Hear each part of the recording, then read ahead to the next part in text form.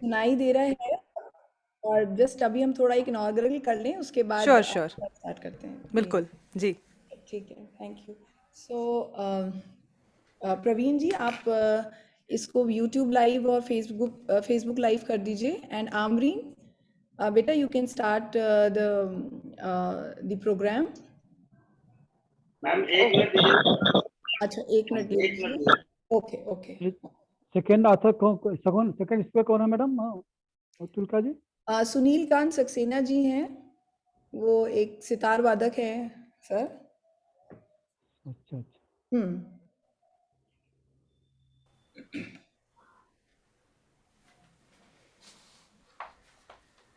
और जब भी कोई स्पीकर बोलेंगे तो प्लीज़ स्पॉटलाइट कर दीजिएगा उनके ऊपर।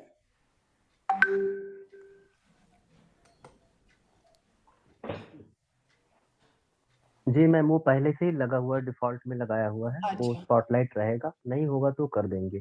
ठीक है, all right, okay Tara. Praveen ji, आप मुझे हेड्स अप देंगे तो we will start the programme.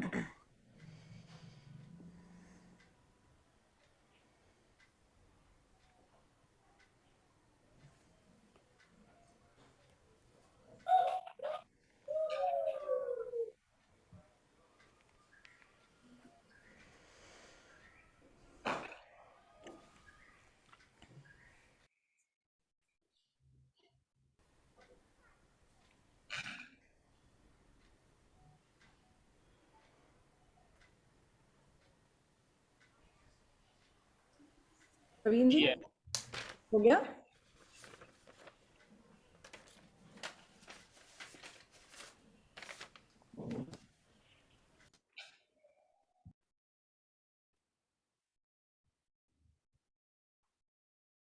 Shall I start, ma'am? Yes ma'am, you can. Please ma'am. Okay, Amreen, या गो अहेड बेटा। Good evening, everyone. पुरानों श्रुतियों से बहता बहता माधुर्य रस का पान कराता किसी ना किसी रूप में पहुंच ही जाता है। नमस्कार, मैं Amreen Fatima, doctor Bhimrao Ambedkar college, university of Delhi cultural society की ओर से आयोजित वेबिनार, जिसका शीर्षक है शास्त्रीय संगीत एवं नृत्य भारत की एक धरोहर में, आप सभी प्रस्तुत गणों का स्वागत करती हूँ। परिवर्तन सृष्टि का नियम है। समय के प्रवाह काल में संगीत अपने नए नए आयाम पर पहुंचता गया है। मन मस्तिष्क को आनंदित करने के लिए अलग अलग रूपों में प्रस्तुत किया गया है, चाहे वह मार्गी संगीत हो या देशी संगीत हो, भजन, कीर्तन या ध्रुपद, धमार, मेलेडी या हारमोनी। प्रत्येक शैली में भाव और रस को अभिव्यक्त करने की क्षमता रखता है। संगीत एक क्रियात्मक कला है। संगीत की अपनी ही भाषा है। झांझ, सुशिर, फूकवाद और अन्य वाद्य यंत्र हृदय को मनमोहक करते हैं। इसी के साथ मैं आप सभी का अभिनंदन करते हुए मां सरस्वती की वंदना से कार्यक्रम की शुरुआत करना चाहती हूँ। कोकिल स्वर वर्षा स्मिता से प्रस्तुति के लिए निवेदन है। वर्षा प्लीज।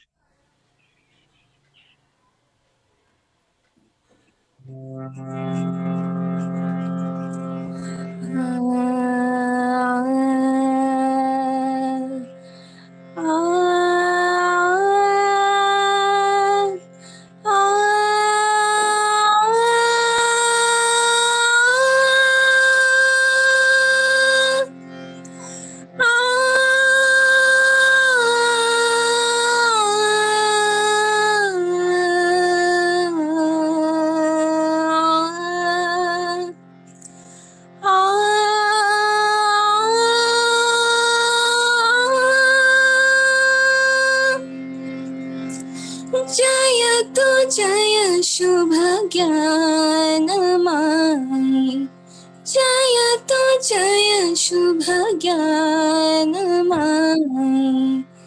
जगदम्बे शारदा माता, जयतु जय शुभ ज्ञानमयी, जयतु जय शुभ ज्ञानमयी, जगदम्बे जयतु जय शुभ ज्ञानमयी शुभ्रवसन पद्मसन पुस्तकधारिणी माता शुभ्रवसन पद्मसन पुस्तकधारिणी माता जयतु जय शुभ ज्ञानमयी जयतु जय शुभ ज्ञानमयी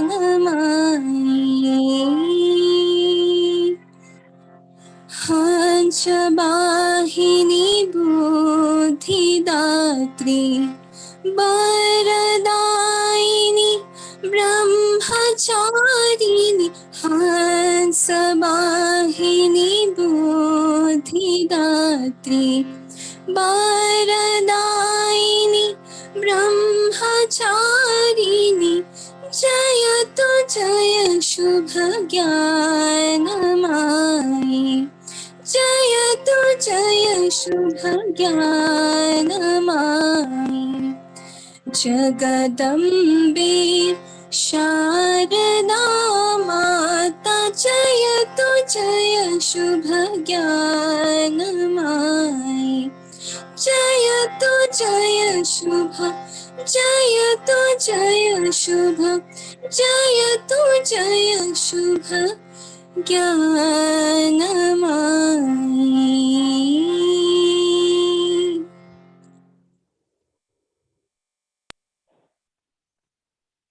धन्यवाद वर्षा इस मधुर आवाज के लिए। एक अद्भुत व्यक्तित्व, प्रतिभाशाली कथक नर्तकी, दूरदर्शन में कथक आर्टिस्ट भी हैं और ऑल इंडिया रेडियो की कैजुअल अनाउंसर भी। विभिन्न क्षेत्रों में रुचि रखने वाली प्रेरक व्यक्तित्व, डिपार्टमेंट ऑफ ज्योग्राफी से कल्चरल सोसाइटी की convener doctor Tulika Sanadhya ma'am को आमंत्रित करना चाहूंगी। Ma'am please.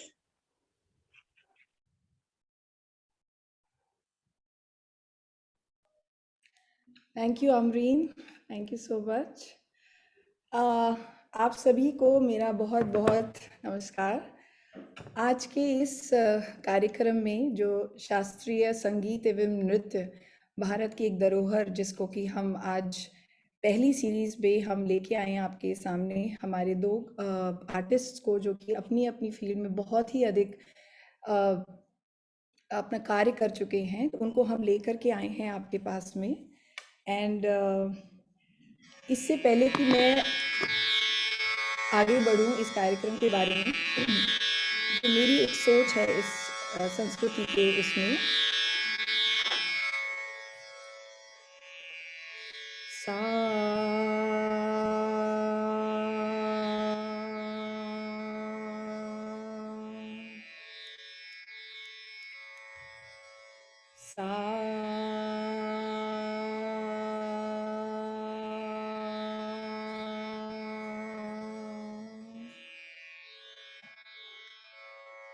शास्त्रीय संगीत ये अपने आप में एक ऐसी रूह है जो हम हर जगह देखते हैं, हमारी प्रकृति में रची बसी है। नदियों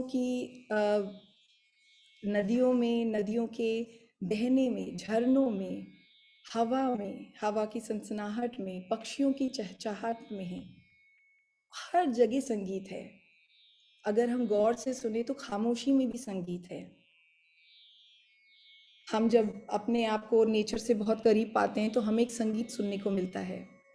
उसी तरीके से हमारी बॉडी में भी एक संगीत है। जब हम सांस लेते हैं, हमारी धड़कनें कुछ न कुछ, कहीं ना कहीं किसी तरीके के एक संगीत को ही बता रही होती हैं।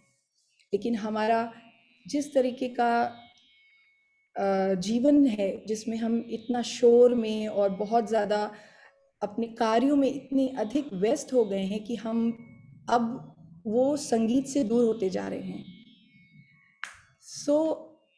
इन संगीत से हम कैसे अपने आप को जोड़ें, कैसे हम जुड़ें, ये खोज है। और इस कार्यक्रम के माध्यम से हम ये चाहते हैं कि हम सभी उस संगीत से वापस जुड़ें जो तानसेन ने कभी एक और रिश्ता बचा हुआ है। अनम्यूट हो गया है। हाँ, थैंक यू। तानसेन ने राग दीपक गा करके दीप प्रज्वलित कर दिए थे, दिन में अंधेरा ले आए थे। और ये कहानी नहीं है, ये वाकई सच्चाई है जो शास्त्रीय संगीत की इतनी ऊर्जा से लोगों को प्रभावित करती रही है। तो हमें इस म्यूज़िक से, इस संगीत से अपने आप को वापस जोड़ना है। तो इस पहल में आज हम आपके सामने जो ये संगीत लेके आए हैं, ये एक तरीके की रूह है, मेडिटेशन है, एक पीस ऑफ माइंड है जो हमारे आत्मा को प्रफुल्लित करती है। तो इसके लिए अब मैं आप सभी का शुक्रगुजार हूँ, आप सभी की। आप लोग आज यहाँ आए और आप लोगों के लिए ये महत्व रखता है ये विषय, इसीलिए आज आप लोग इस समय शाम के 5 बजे हमारे साथ आके जुड़े। तो आज मैं हमारे प्रिंसिपल सर को आमंत्रित करना चाहती हूँ। डॉक्टर भीमराव अंबेडकर कॉलेज के principal sir doctor R N. Dubey, जिनकी वजह से हम ये कार्यक्रम आप तक पहुँचा पा रहे हैं। तो सर, आपसे मैं चाहूँगी कि आप इस 2 शब्द बोल करके हमारे इस कार्यक्रम की पहली सीरीज़ की शुरुआत करें। डॉक्टर दुबे, आपका स्वागत है। आप प्लीज़ 2 शब्द हमारे सारे श्रोतागण के लिए बोलें। Thank you sir. Before sir start, important announcement from Dr. Bhimrao Ambedkar College. This is your host Praveen Kumar Vishwakarma. I would request all the participants, all the dignitaries to please mute your mic until you are asked. So it's a humble request to please mute your mic. Thank you. Please sir, over to Dubey sir.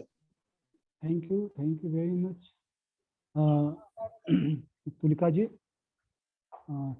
सांस्कृतिक हमारे जो committee है उसकी convener, हमारे 2 guest हैं speaker, Anjana Iyer जी और सुनील कुमार सरकार जी। संगीत एक ऐसी विधा है जो मनुष्य की उत्पत्ति के साथ जुड़ा हुआ है और संस्कृति का एक बहुत ही सशक्त माध्यम है। और यदि संस्कृत को हम डिफाइन करें, परिभाषित करें, तो हम पाएंगे कि संस्कृतियाँ कोई एक स्टैंड स्टिल स्थिति नहीं है, बल्कि एक डायनेमिज्म इसमें है और समय के साथ इसमें प्रवाह है, इसमें खनक है, इसमें जीवन जीने की समय समय पर जो परिवर्तन है वो परिवर्तन भी दृष्टिगत होते हैं। और इसलिए हम देखते हैं कि जब परिवर्तन के इस संग्राम में बहुत संस्कृत की बहुत से आयामों को हम धीरे धीरे विस्मृत किए जाते हैं। और इसका प्रमाण अगर हम देखें तो आज संगीत भी वह संगीत नहीं है जो वास्तव में भारतीय संस्कृति का एक जिसको हम कहते हैं कि हब था, उसके इर्द गिर्द संस्कृतियाँ, हमारी कला और हमारा ज्ञान जो बढ़ता था, वह धीरे धीरे पिछड़ती जा रही हैं शोर में। और एक ऐसी संगीत का प्रचलन हो गया है जो शोर शलाबा और क्या कहते हैं कि इंस्टेड ऑफ गिविंग पीस एक अलग तरह की थ्रिल देते हैं। और शायद युवाओं को वो पसंद है, इसलिए उनका भी बहुत अच्छा वो बहुत ही प्रचलित है, बहुत ही पॉपुलर है लोगों में, विशेष रूप से युवाओं में। लेकिन जो हमारी क्लासिकल संगीत है, यह एक संस्कृत की वाहक और संस्कृति नहीं है। इसका बहुत बड़ा संबंध मनुष्य के जीवन और जीवन शैली से है, मनुष्य की थिंकिंग प्रोसेस से है, मनुष्य के स्वास्थ्य से है। और हम देखते हैं कि संगीत जो क्लासिकल संगीत है, यह बहुत बड़े पैमाने पर जो इसकी साधना करते हैं और जो इसका श्रवण करते हैं नियमित रूप से, उन उनके सोचने की जो क्या बोलते हैं बिहेवियर है, उसको करने की जो पद्धति है, उससे बहुत बड़ा इम्पैक्ट डालते हैं। कहीं मैं एक कॉन्फ्रेंस में था, तो साउथ इंडिया के कोई एक बहुत अच्छे संगीतकार थे, उन्होंने कई सीडी बनाई और उन सीडी के माध्यम से उन्होंने शोध किया और बताया कि डिफरेंट जो ये संगीत हैं, उनके माध्यम से हार्ट के रिदम पे, हार्ट की गति पे क्या प्रभाव पड़ता है। उन्होंने उसको साइंटिफिकली प्रूव किया कि क्लासिकल संगीत जो है आपके हार्ट बीट को प्रभावित करता है, उसमें जो गति है, गति धीरे धीरे स्लो करता है, और जिसके कारण आप देखेंगे कि बहुत से जो हमारे आजकल जो लाइफ स्टाइल की डिजीज है, विशेष रूप से हार्ट प्रॉब्लम, आजकल मानसिक रोग भी बड़े पैमाने पर बढ़ रहा है, बहुत से उसके रिलेटेड जो अब्यूजेज हैं, ड्रग अब्यूजेज हैं, ये सब जो है मनुष्य के जो थिंकिंग प्रोसेस का परिवर्तन है, हर चीज जल्दी में करना, हर चीज जो है शॉर्टकट अपना लेना, उसका रिजल्ट है। मैं मानता हूँ कि जो क्लासिकल जो संगीत है, ये हमारे जीवन के लिए बहुत महत्वपूर्ण है। जो अभी लगता है कि बहुत प्रचारित नहीं है, लेकिन जहाँ भी है इसका बहुत महत्व है। और मैं देखता हूँ कभी कभी कि जो संगीतकार हमारे देश में उतना पॉपुलर नहीं है जितना वो विदेशों में बहुत पॉपुलर है, क्योंकि वहाँ की जो संस्कृतियाँ जो हैं वह शोर शराबे से अब उब गई हैं, और यह जो क्लासिकल संगीत है उसकी तरफ जा रही है। उम्मीद है कि हमारे यहाँ भी जो यहाँ इसकी उत्पत्तियाँ हुई हैं संगीतों, और पुनः जो है मेन स्ट्रीम में आएंगी, इस पर शोध होगा और मनुष्य के जीवन शैली, स्वास्थ्य और उसके मानसिक स्थिति पर इसका क्या प्रभाव है, इस पर बहुत व्यापक पैमाने पर शोध होगा। और जब शोध होगा, वैज्ञानिकता का भी हमें परिचय होगा, और इससे फिर ये पॉपुलर और होगा, और फिर जो ये क्लासिकल संगीत है जो भी बैकग्राउंड में चली गई थी, और पुनः पॉपुलर होकर के पूरे समाज को, पूरे विश्व को एक दिशा देगा।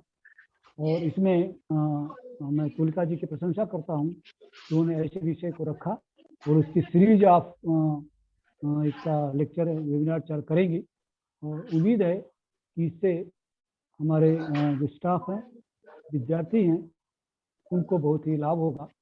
और पेंडेमिक में इस तरह के प्रोग्राम होने चाहिए जो हमारे जो स्टाफ के विद्यार्थी जो है उब गए हैं घरों में रहते रहते, वर्क होम करते करते, उनको थोड़ी सी रिलीफ मिलेगी।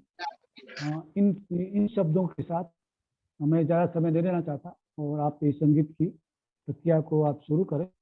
जो वक्ता है, जो लोग हैं, उनको बहुत बहुत धन्यवाद देता हूँ कि उन्होंने अपने बहुत मूल्य समय को दिया। संयोग से अब मुझे निकलना पड़ेगा क्योंकि हमारे ऑफिस 5 बजे बंद होती है। मैं बीच में जो ज्वाइन कर लूँगा। इसके साथ आप लोगों का पुनः धन्यवाद, नमस्कार। Thank you sir, thank you so much sir.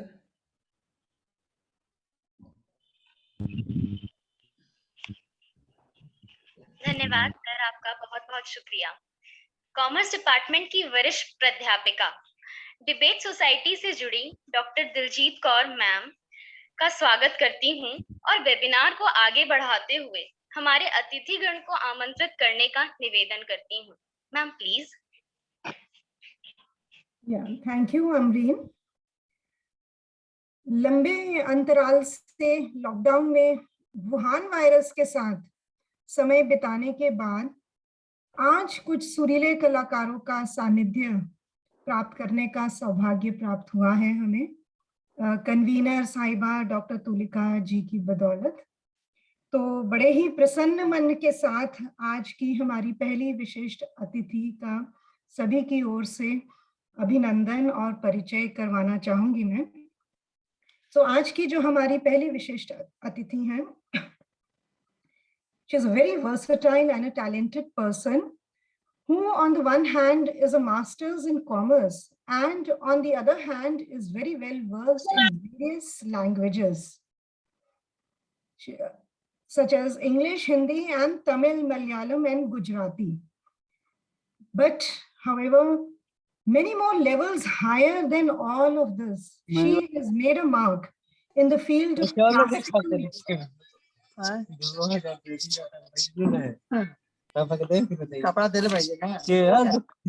request all the students, all the participants to kindly be careful and mute yourself, please, beta.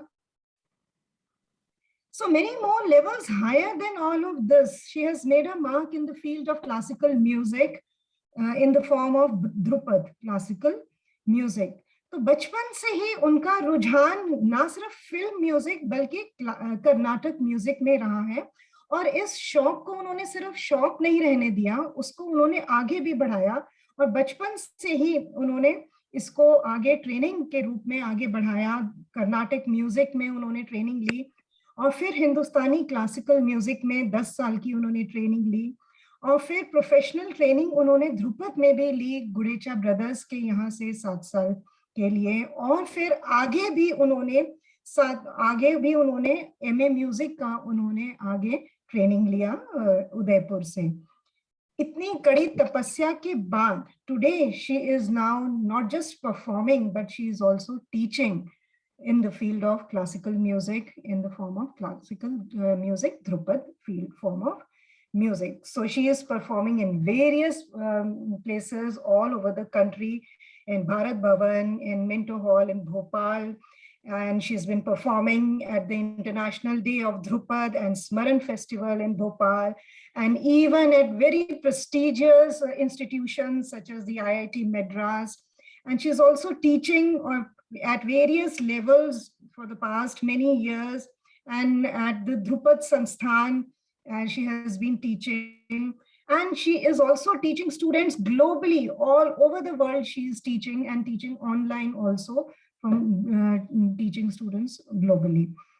So we are very honored to have you amongst us, ma'am, today to guide our students. And we invite you to please share your valuable insights that you have gained all these years, and to guide our students today. Thank you so much, ma'am. Thank you, Daljit ji. Thank you, Diljit. Thank you, Diljit ji. Is my audio okay? Can you all hear me clearly? Yes, ma'am, definitely. Yes, yes. नमस्कार, फिर से आप सभी को नमस्कार। मैं सबसे पहले तो प्रिंसिपल सर दुबे जी और तुलिका जी को मेरा धन्यवाद कहना चाहूँगी कि आपने मुझे यहाँ बुलाया, और इस विषय पर जितना मैं जानती हूँ, मेरा जितना नॉलेज है उसे शेयर करने के लिए आपने मुझे यहाँ इनवाइट किया। So I am very thankful to all of you. तो जैसा कि मेरा इंट्रोडक्शन दिलजीत जी ने दिया कि मैं ध्रुपद परफॉर्म और सिखाती हूँ, ध्रुपद गायकी। तो ऐसा माना जाता है कि ध्रुपद उत्तर भारतीय शास्त्रीय संगीत की सबसे पुरातन शैली या प्राचीनतम शैली मानी जाती है ध्रुपद। तो इसकी जो उत्पत्ति है ये साम वेद से माना गया है।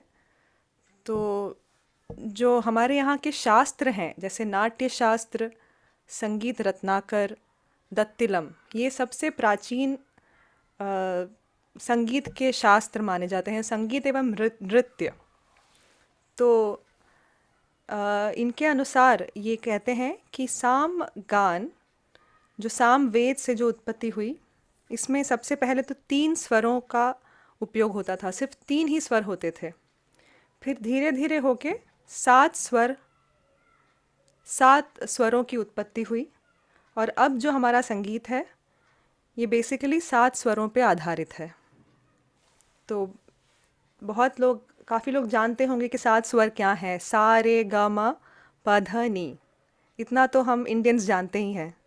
कोई बच्चा भी कह देगा कि 7 स्वर कौन से हैं, सा रे ग म प ध नी। तो सा का जो पूरा एक्चुअल नेम है वो है षडज, और रे ऋषभ से आया हुआ है, ऋषभ को शॉर्ट करके रे, और ग है गांधार से, म मध्यम से, प पंचम से, ध धैवत, नी, निषाद। तो हमारे 7 स्वर को मिला के एक सप्तक बनता है। सप्तक जिसे हम इंग्लिश में ऑक्टेव कहते हैं। तो 7 स्वरों का एक सप्तक बनता है, सा रे गा मा प ध नी। तो इन स्वरों में विकृत स्वर भी माने जाते हैं, विकृत स्वर भी होते हैं। तो विकृत स्वर होते हैं 5। तो कुल मिला के 12 स्वर हो गए। तो अगर मैं डिटेल में जाऊंगी तो काफ़ी लंबा टाइम हो जाएगा, इसलिए मैं शॉर्ट में बस ये बताना चाहूँगी कि 12 तरह के साउंड्स होते हैं इंडियन म्यूज़िक में, राग संगीत में। तो जैसे राग संगीत मतलब अलग अलग राग। तो अलग अलग रागों में हम इन स्वरों के अलग अलग कॉम्बिनेशंस को मिला के एक राग बनाते हैं। तो एक राग जो सभी लोगों ने सुना होगा, जिसका नाम सभी लोगों ने सुना होगा, वो है यमन। बहुत ही प्रचलित राग है ये। इसका मैं बस थोड़ा सा इंट्रोडक्शन देना चाहूँगी ध्रुपद स्टाइल में। तो इसके जो स्वर हैं, सा सा नी रे गा मा पा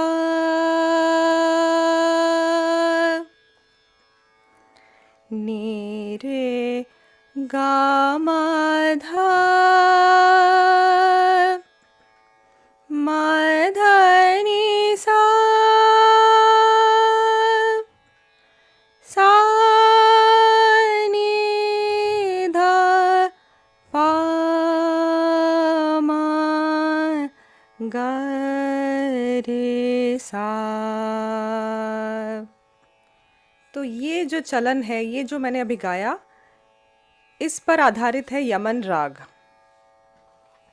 इस पे शॉर्ट ध्रुपद आलाप मैं अभी गाना चाहूँगी। तो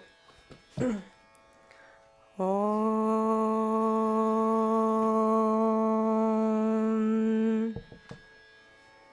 रे ना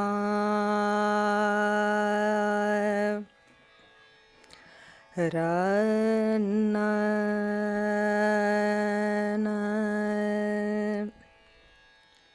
ते ता रन रे नो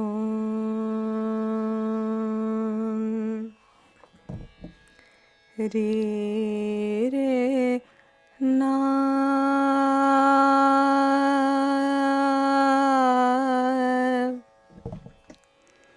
ते तरा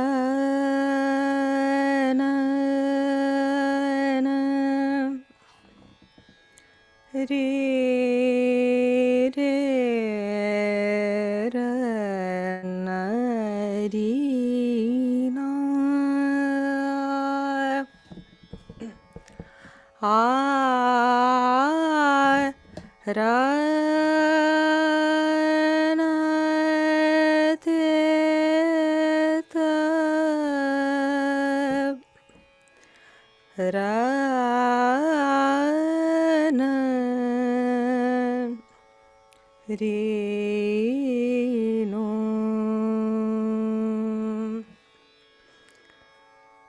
ते तर न ना रे ना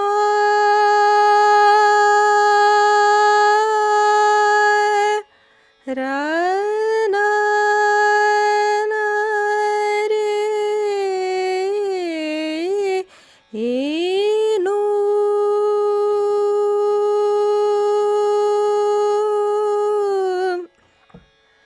रे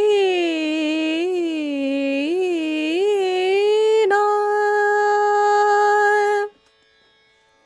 र न न ते त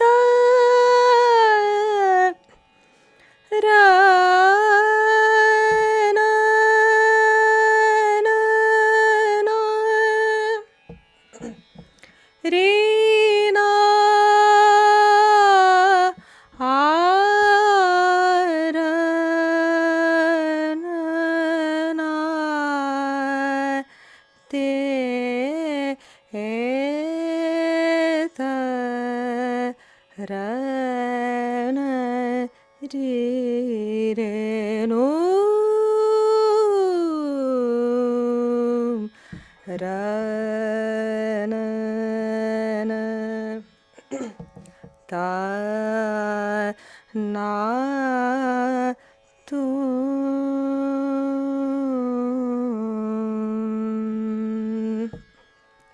तो ये ध्रुपद स्टाइल में एक आलाप मैंने अभी प्रस्तुत किया। तो इसके जो शब्द हैं वो निरर्थक हैं, मतलब इसका कोई अर्थ नहीं है। अब जैसे मैं री रे रा, इसका कोई अर्थ नहीं है। तो ये जो निरर्थक शब्द हैं इसकी उत्पत्ति भी ऐसा कहा जाता है कि एक श्लोक पे आधारित है, जो कि है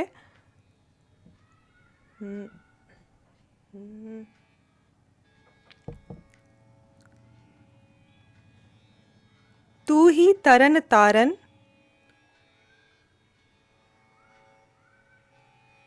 तू ही ओम हरि ओम अनंत नारायण, तू ही तरन तारन।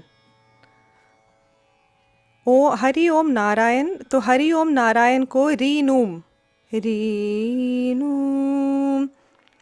तो इस तरह से इस छोटे से श्लोक में से कुछ शब्दों को निकाल के सिलेबल्स बनाए गए हैं, ऐसा कहा जाता है। और इसके माध्यम से राग का विस्तार होता है। तो हा रा ना री ना रा ना ना। तो ध्रुपद का आलाप, ध्रुपद में आलाप इस तरह से हम विस्तार करते हैं। शुरुआत का जो आलाप है इसमें हम इन सिलेबल्स के माध्यम से राग की बढ़त करते हैं। फिर अगला जो स्टेप होता है इसमें हम लय को इसमें इंट्रोड्यूस करते हैं। तो जैसे इन्हीं सिलेबल्स को यूज़ करते हुए रा ना ना ना ना ना रे रे रा ना ना ना ना ना ना। लय मतलब टाइम, समय को हम इक्वली डिवाइड करते हैं। रा 1 2 3 4 5 6 रा ना ना ना। तो बेस्ट एग्जाम्पल इसके लिए घड़ी का जो घड़ी में हम सुनते हैं, या तो आप पानी की बूंदें जिस तरह टक टक जो आवाज़ आती है वो भी एक ही लय में चलती है। तो रा ना ना ना रा ना ना ना रा ना ना ना रे रे रा ना ना रे रे नो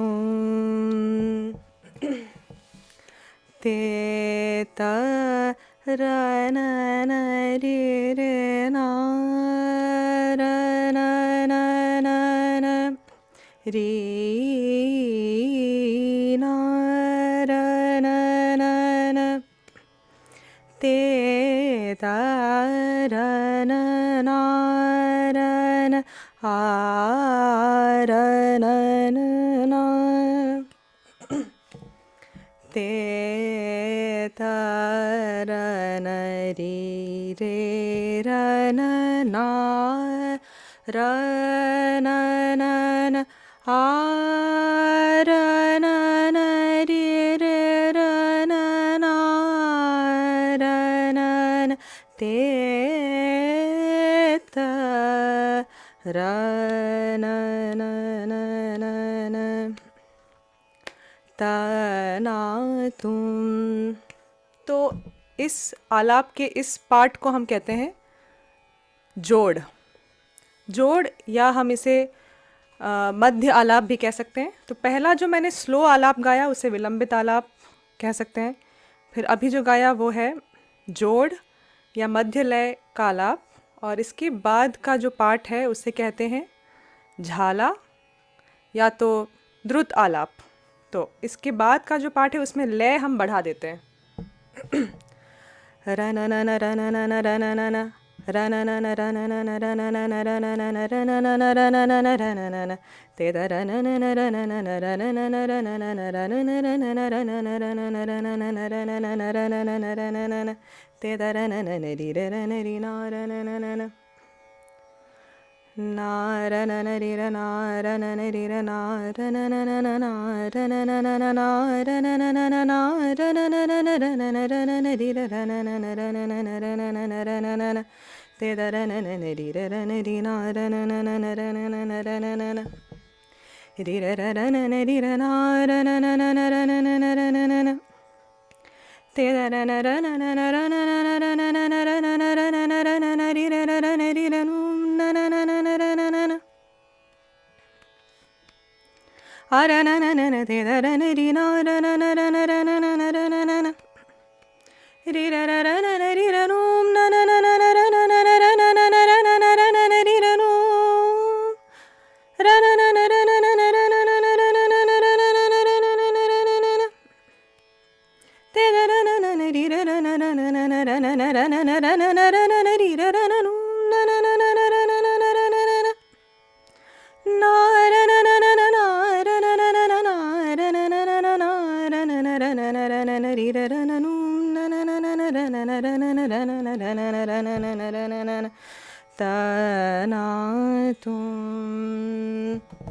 तो आलाप की प्रस्तुति इस तरह से विलंबित, मध्य और द्रुत इस तरह गाया जाता है ध्रुपद में। अब इसके बाद का जो नेक्स्ट स्टेप है वो है बंदिश की प्रस्तुति, जिसमें शब्द होते हैं।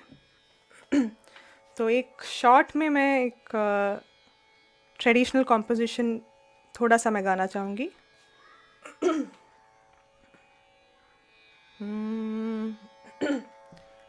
के सर घोल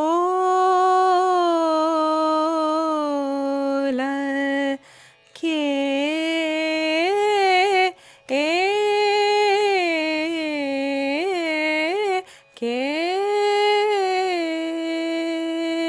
सर घोल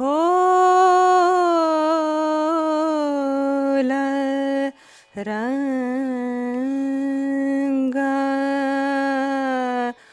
बनो ओ है अब तुम लाल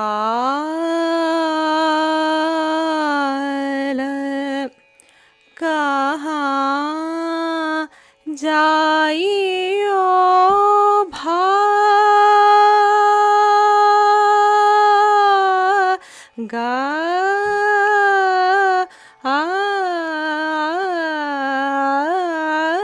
के सर घोल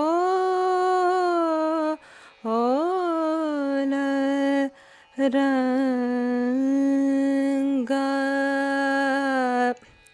बनो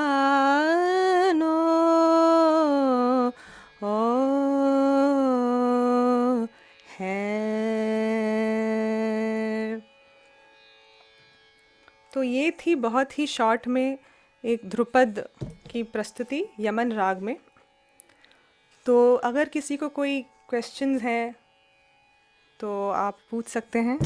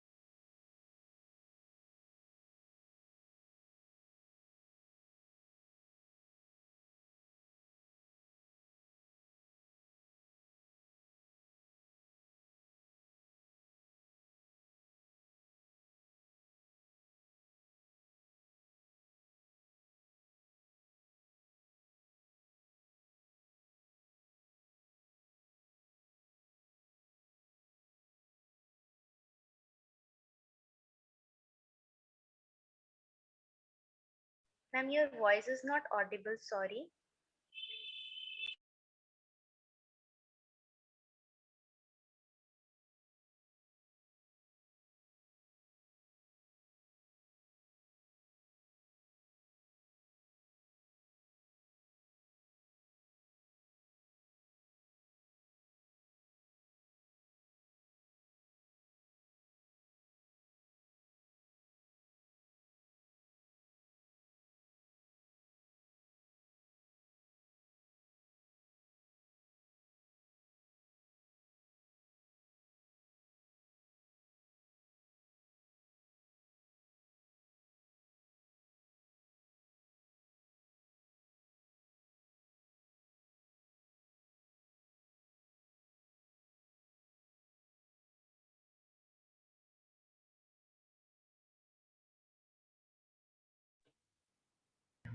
हाँ okay.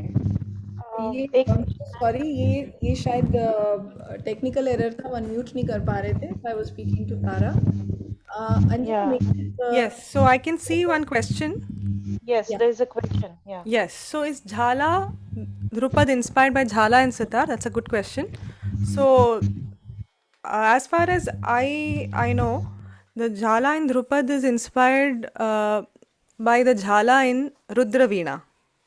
So, Rudraveena is supposed to be an older instrument than Sitar, because Drupad is supposed to be an older, form. Drupad के बाद ख्याल आया, तो ध्रुपद का जो झाला है जिसमें हम रा ना ना ना रा ना ना ना, ये जो है ये वीणा से, रुद्र वीणा से इंस्पायर हुआ है, ऐसा कह सकते हैं। या तो रुद्र वीणा का जो झाला है वो, I am not really sure which one came first, but there is an influence from Rudra Veena. That's what I understand. So any other questions? Ma'am, झाला और तराना अलग है क्या? जी बिल्कुल।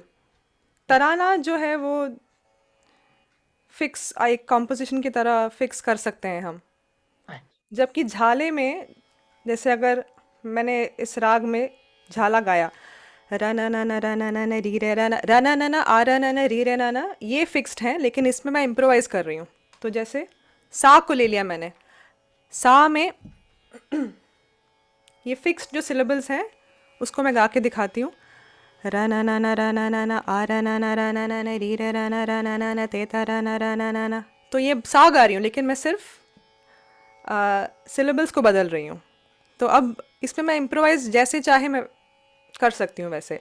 रा ना ना ना रा ना ना री रे रा ना नी नी नी नी रे रे रे रे गा गा गा गा री रे रा ना ना ते ता रा ना ना आ रा ना। तो स्वर तो वही है, मैंने सिर्फ सिलेबल्स को चेंज किया। आ रा ना री रे रा ना। अब मैंने इसमें गमक डाल दिया, री रे रा ना आ री रे रा ना थे दा ना। तो सिलेबल्स को हम इंटरचेंज करके इम्प्रोवाइज कर सकते हैं। तो it's not fixed like unlike a Tarana. Thank you. Any other question? तो अंजना जी, इस पे राग यमन पे कोई पुराना जो सॉन्ग होता है, जो एक बच्चों Yes, को भी थोड़ी झलक दे देते हैं कि definitely. राग यमन पे आधारित भी हिंदी बहुत सॉन्ग्स हुए हैं, तो आप उसका कोई 2 लाइन आप डेफिनेटली। जरा बताइए। तो ये राग यमन पे बेस्ड तो बहुत सारे फिल्म सॉन्ग्स हैं, गज़लें भी बहुत सारी हैं। तो जैसे लोगों ने आज जाने की ज़िद ना करो सुना होगा, और फिल्म सॉन्ग्स अगर ले लें तो इसमें जैसे नाम गुम जाएगा, चेहरा ये बदल जाएगा, मेरी आवाज़ ही पहचान है, गर याद रहे। तो ये एक गाना है। फिर निगाहें मिलाने को जी चाहता है, निगाहें मिलाने को जी चाहता है हो, निगाहें मिलाने को जी चाहता है, दिलों जा लुटाने को जी चाहता है। तो ये जो गाने हैं ये सभी यमन पे आधारित हैं। नए गानों में भी बहुत सारे हैं, जैसे ये लाल इश्क, ये मलाल इश्क, ये ऐब इश्क, ये बैर इश्क, ये लाल इश्क, तुझ संग बैर लगाया ऐसा रहा न मैं फिर अपने जैसा। तो ये भी एक गाना है यमन में। तो कम से कम 50 गाने तो बॉलीवुड में ज़रूर होंगे यमन पे आधारित। तो अंजना मैम, और एक सवाल आया है आपके लिए कि किसी कविता और गाने के लिखे में कोई अंतर होता है क्या? जितना मुझे मालूम है, actually I am not the right person to answer this question because या सो कविता और गाने में I am not really sure, क्योंकि अगर कंपोज़र एक कविता को भी गाने में बदल सकते हैं, जितना मैं कह सकती हूँ। तो बट या I am not the right person to answer this question. सही कहा मैम, कविता जो है उसको गाने में कंपोज किया जा सकता है। अच्छा, किसी कविता और गाने के लिखे में कोई अंतर होता है क्या? तो इसका जवाब मैं I don't think I can give the correct answer to this question. So any या रंजिश ही सही, करेक्ट। ये गज़ल भी यमन पे आधारित है, बिल्कुल सही। भूपाली के बारे में बिल्कुल, तो भूपाली भी एक्चुअली भूपाली और यमन का जो पेरेंट राग है यानी थाट जो है, ऐसा माना जाता है कि सेम है, जो कि है कल्याण थाट। तो हाँ, तो दूसरे क्वेश्चन का भी मैंने जवाब दे दिया यहाँ पे कि थाट जो है वो है कल्याण। तो भूपाली के स्वर हैं सा रे ग प ध सा, तो ये है 5 स्वरों का राग। तो सा, इसके स्वर हैं सा, रे शुद्ध, ग शुद्ध, प ध शुद्ध और सा। सा रे ग प ध सा, सा रे ग, सा रे ग रे, सा ध ध सा रे ग, ध ग रे सा। इसका आरोह अवरोह सा रे ग प ध सा, सा ध प ग रे सा।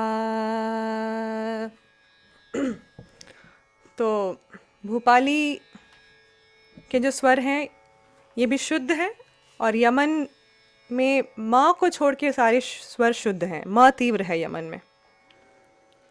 तो यमन, किसी ने पूछा है, युवराज जी ने पूछा है कि यमन के स्वर कौन से हैं? सा, सा, नी रे गा मा प, पा रे नी रे सा, नी रे गा मा धा नी सा। तो ये है यमन का आरोह, नी रे गा मा धा नी सा।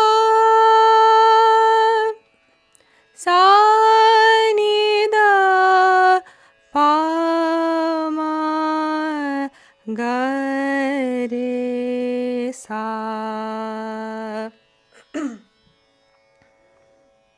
Thank you so much, ma'am, for Please shed some light on history of Dhrupad. answering the questions of our participants.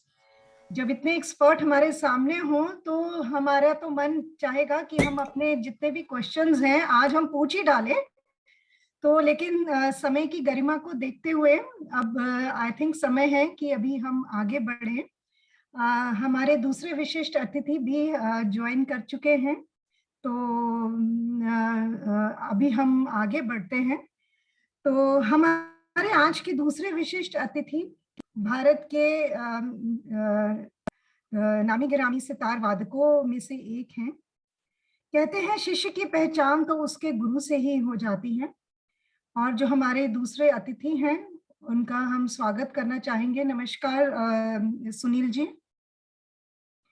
तो शिष्य की पहचान तो उनके गुरु से ही हो जाती है। और हमारे जो दूसरे विशिष्ट अतिथि जी हैं श्री सुनील कांत सक्सेना जी, I think he is blessed. He is a very blessed person. He is blessed with not just one, not just two, but three outstanding gurus. One is late Professor B.N. Datta ji. The second is late Pandit Uma Shankar Mishra ji, who is the daughter of Pandit Ravi Shankar ji.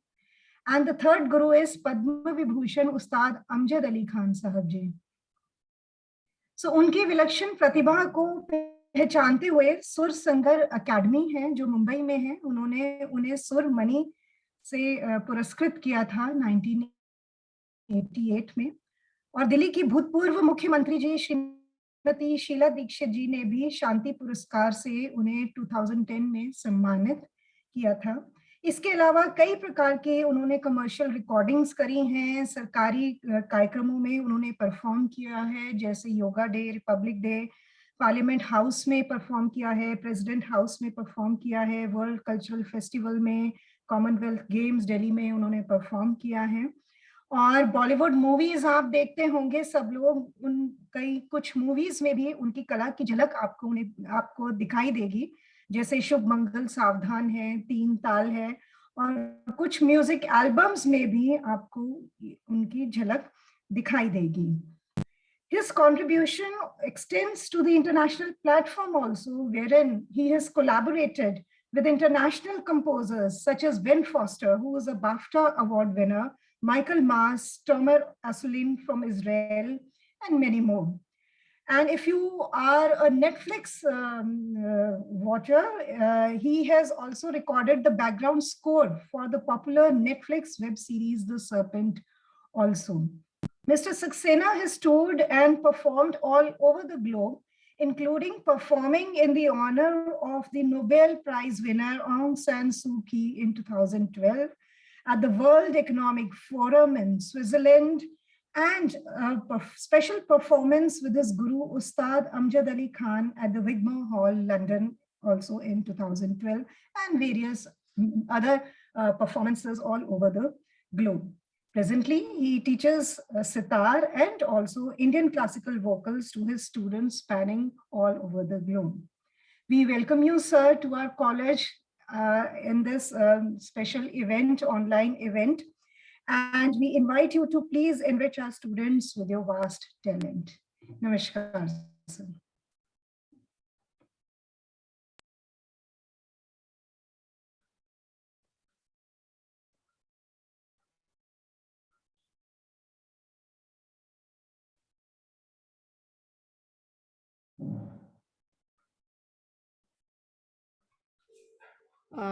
Sparsh, are you there?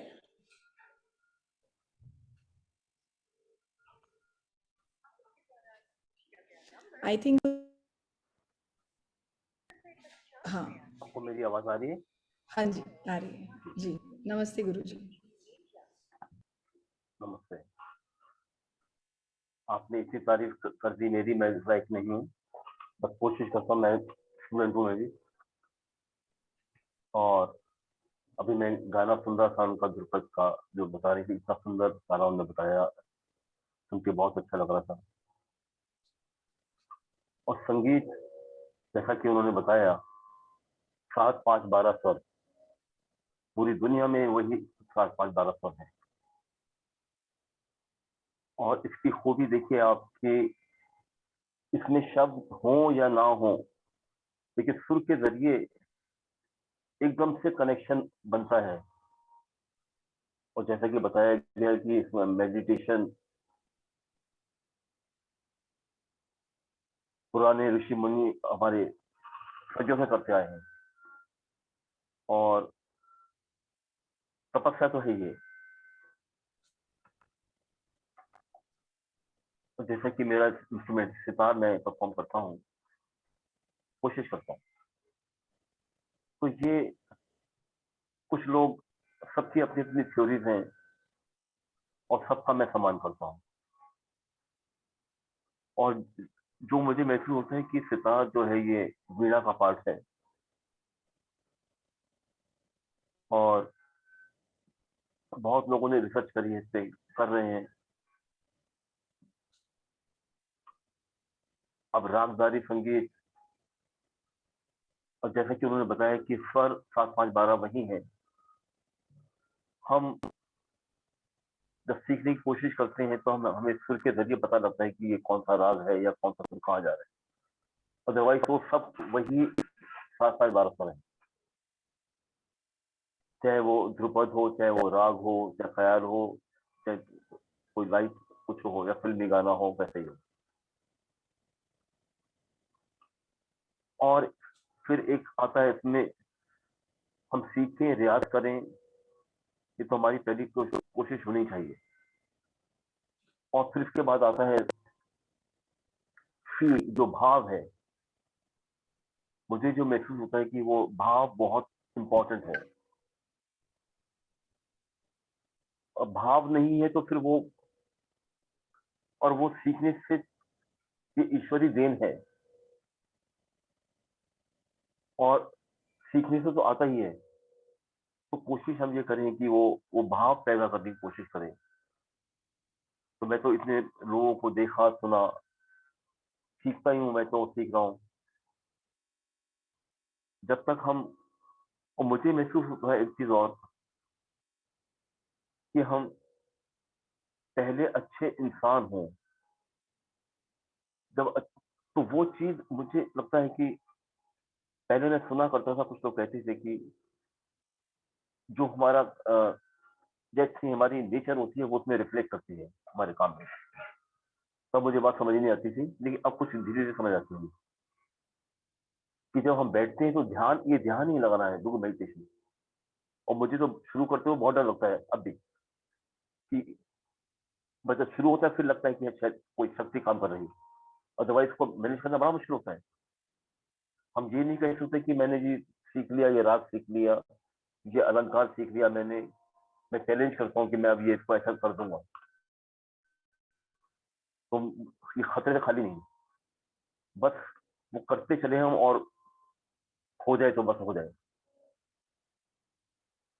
और संगीत सब तरह के अच्छे हैं, eastern हो, western हो, जो भी अपनी तपस्या में लगे हैं सिंसियरली। और क्योंकि हमारा ये सब्जेक्ट जो है क्लासिकल म्यूजिक का है, शास्त्रीय संगीत, तो शास्त्र, उसमें कुछ नियम है जिसमें हमें बंध के चलना पड़ता है। एक लाइट म्यूजिक में एक ये फ्रीडम हमें होता है कि हम बंधन, वहां भी ऐसा नहीं है कि कुछ भी हम कर दें, ऐसा नहीं, लेकिन फिर भी एक वहां पे फ्रीडम रहता है हमें, कि किसी भी उसमें हमने कोई राग के अंदर सुर लगा दिया एक्स्ट्रा, तो वो थोड़ा सा चल जाता है, चल सकता है। लेकिन जैसे जमन में बताया, अभी सुन रहा था मैं, जमन में है तो वही सारे गामा पादा नीसा, सारे शुद्ध तीव्र स्वर, और चलन वो नीरे गा से है। अब उसमें कभी कभी कुछ लोग लिबर्टी ले लेते हैं, इसमें और सुर का भी यूज हो जाता है। अब जैसे मैं इसी में आपको, किसी ने जबन बताया था, मैं हल्का सा इसमें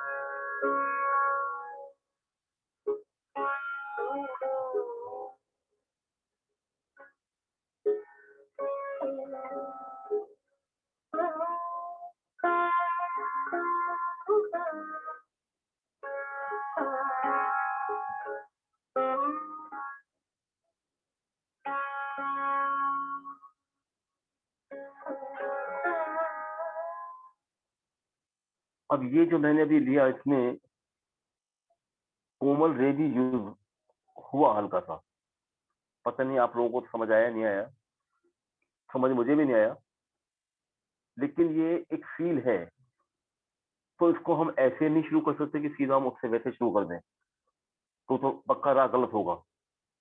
देखिए उसको कैसे यूज करना है, जो इन्होंने सीखा है, जिन्होंने रियाज किया है, उसको वो कोशिश करते हैं यार।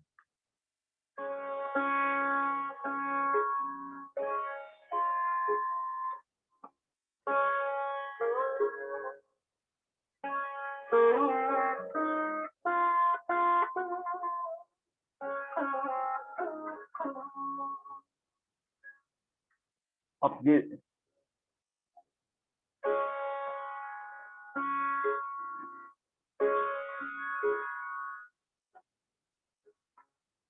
लाइट म्यूजिक पे हमें एडवांटेज ये है कि इसमें खटके मुर्के वगैरह जो होती हैं, इसमें ज्यादा स्कोप होता है। ध्रुपद में तो बहुत उसको बंधन का पालन किया जाता था, और ख्याल में भी किया जाता है कि उसमें ज्यादा मुर्के खटके कम दिए जाए, लेकिन लाइट म्यूजिक में है कि उसको हम लिबर्टी ले सकते हैं हम, लेकिन कैसे लेना है, कैसे सजाना है, वो है बहुत इंपॉर्टेंट।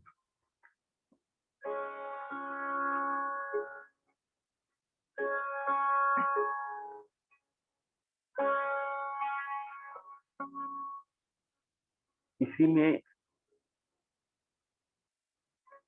अगर इसी के साथ शुद्ध मध्यम लगा दे तो हम एक राग जमन कल्याण भी बनता है।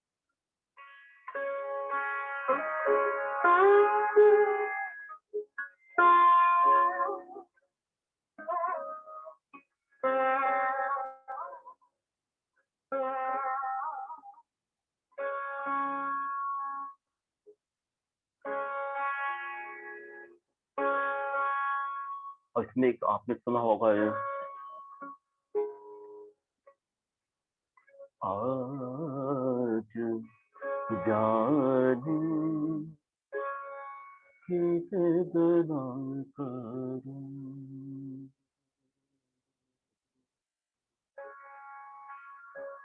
आज जाने कितना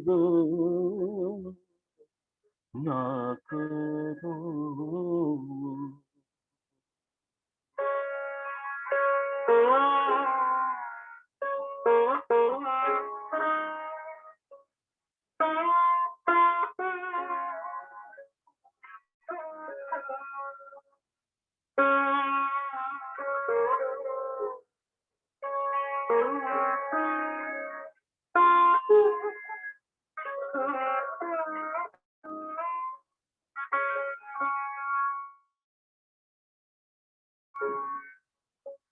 यूं ही पहलू में बैठे रहो,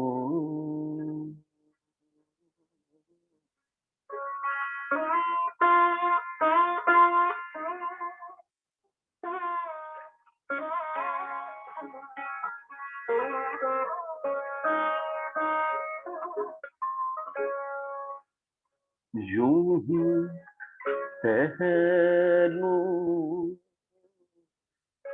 बैठे रहो, आज जाने कितना करो।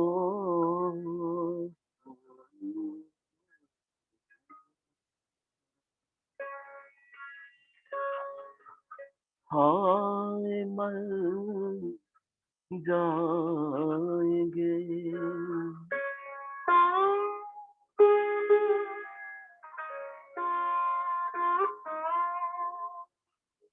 हम तो लुट जाएंगे।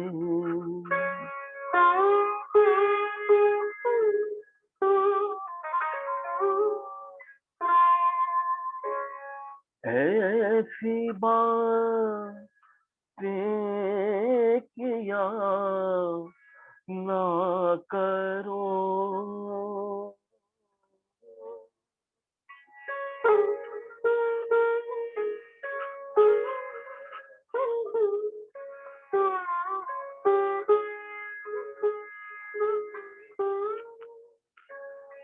ऐसी बातें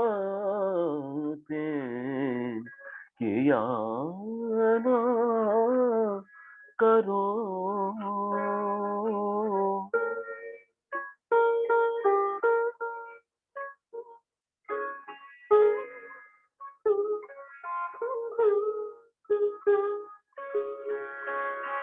ऐसी बातें किया ना करो।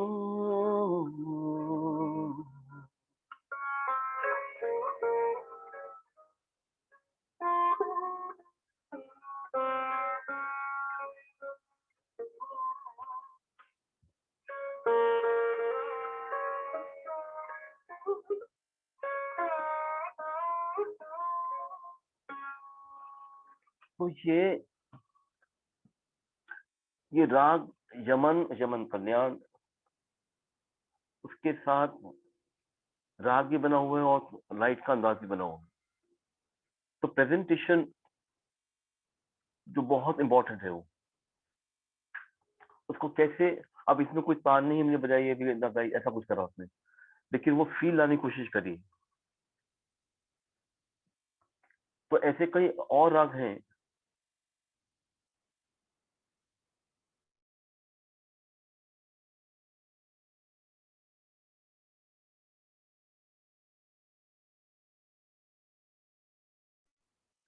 एक राग है भीम पलासी।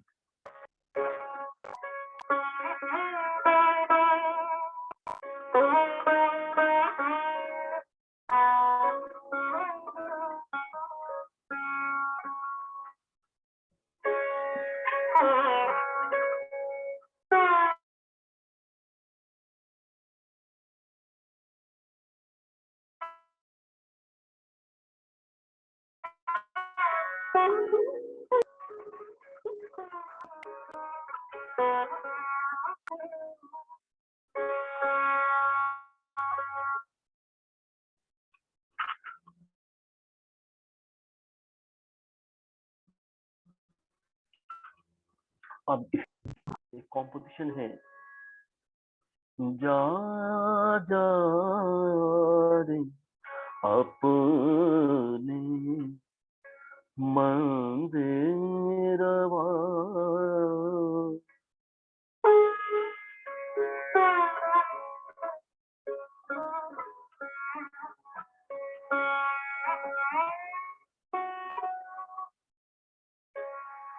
सुन पावेगी सास ननदिया।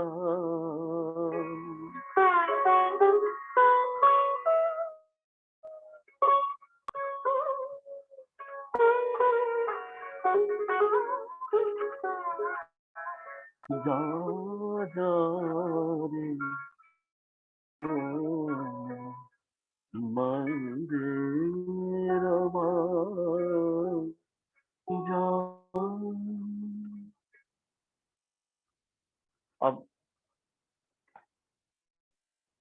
जैसे ध्रुपद में आलाप उन्होंने दिखाया, ऐसे इसमें भी हमारे इंस्ट्रूमेंट में भी उसी तरीके से आलाप जोड़ झाला वैसे दिखाया जाता है। मैं आपको बड़ी झलक दिखाता हूँ, उससे कोशिश करता हूँ।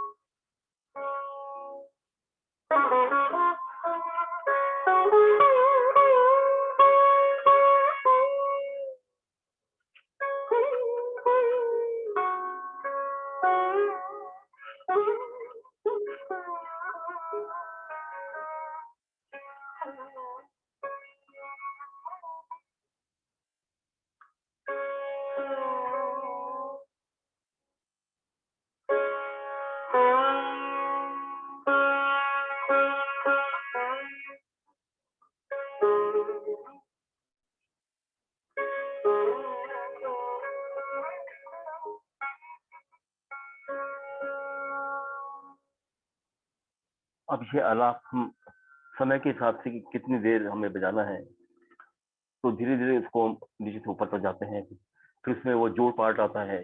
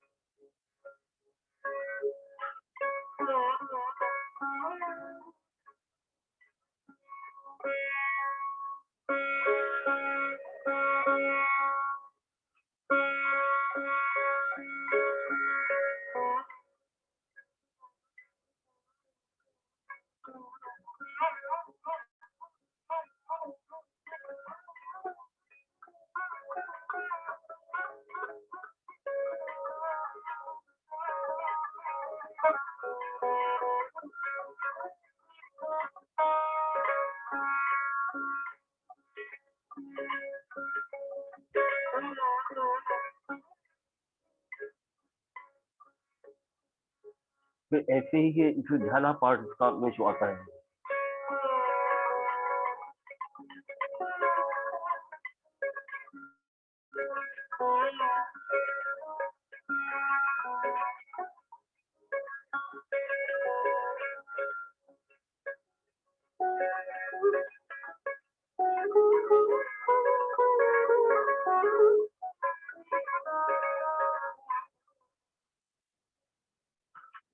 और ये तबले के साथ भी होता है कि ये आलाप जोड़ झाला जो है, तबले से पहले हम इसको बजाते हैं कॉम्पोजिशन से पहले, फिर उसके बाद वो पार्ट आता है, कॉम्पोजिशन आती हैं, और इसी से अब मिलता जुलता मैं आपको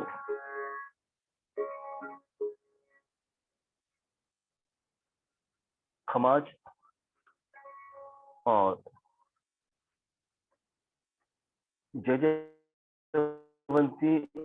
और गारा, ये दोनों रामधुन है। कुछ लोग उसमें उसको बताते हैं कि वो जयवंती में है और कुछ लोग कहते हैं गारा में है। मैं आपको दिखाता हूँ करके कोशिश कैसे है।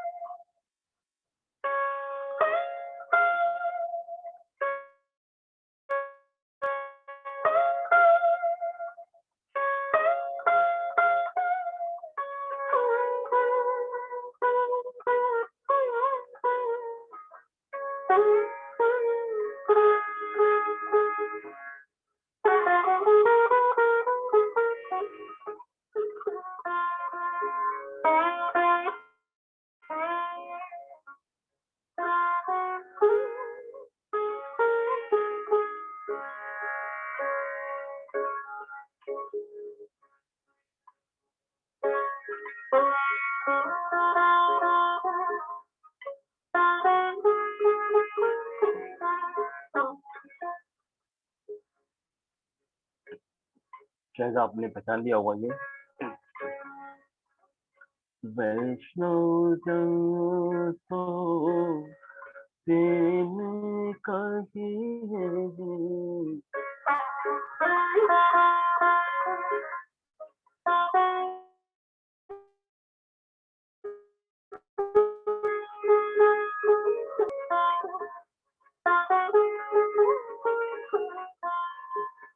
पीड़ पराई जाने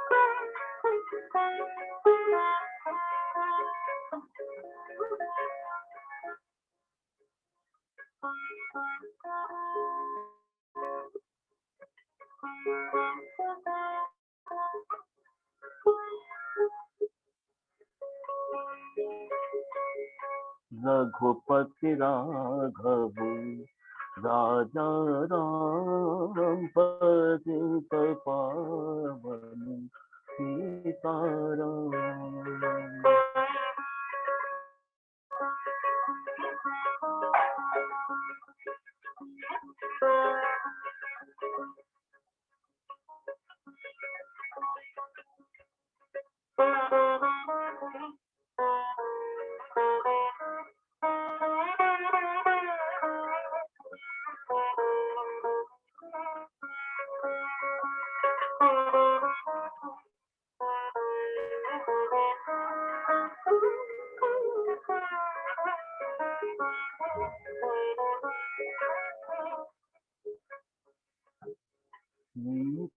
सीताराम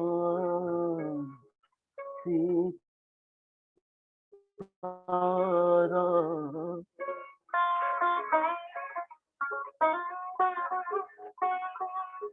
भज प्यारे तो सीताराम।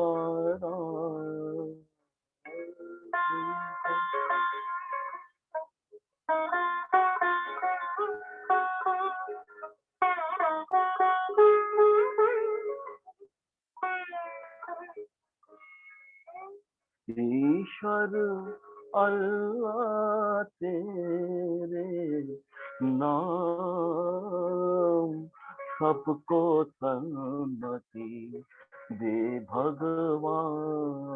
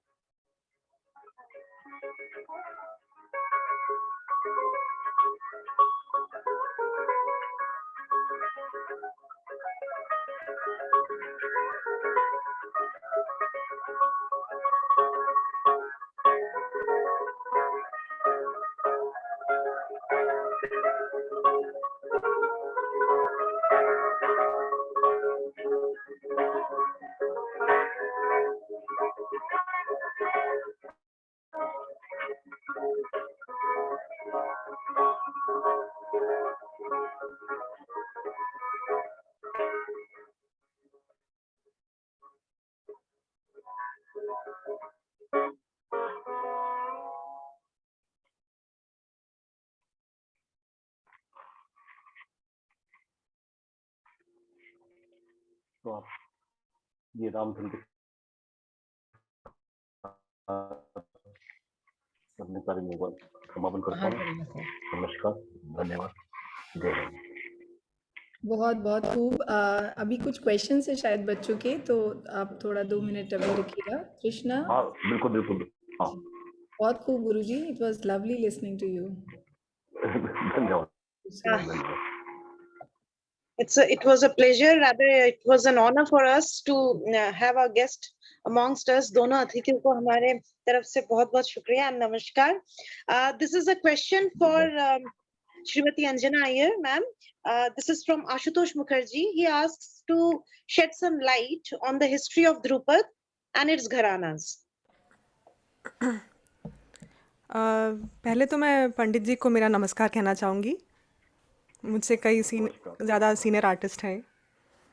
तो ध्रुपद के बारे में जो उन्होंने पूछा है, तो बस इसके बारे में मैं बस ब्रीफ में ये बताना चाहूँगी कि डागर घराने के अलावा 3 और घरानों का नाम सुना है मैंने। एक तो है विष्णुपुर, जो बंगाल साइड में इस घराने के कुछ आर्टिस्ट्स हैं।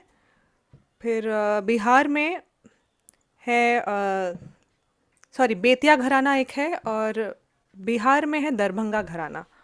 तो दरभंगा घराने के भी कई आर्टिस्ट्स हमें सुनने को मिलते हैं, जैसे मलिक बंधु हैं। तो उनकी पूरी फैमिली में इस घराने की ध्रुपद गायकी गाते हैं। तो खैर डागर घराना ज़्यादा फेमस है क्योंकि डागर बंधुओं ने इसे पॉपुलराइज किया है। Okay, I think Ashutosh, you have got the answer. And there is a question from Pankaj. He wants you to say something on the Hansadhwani Rag.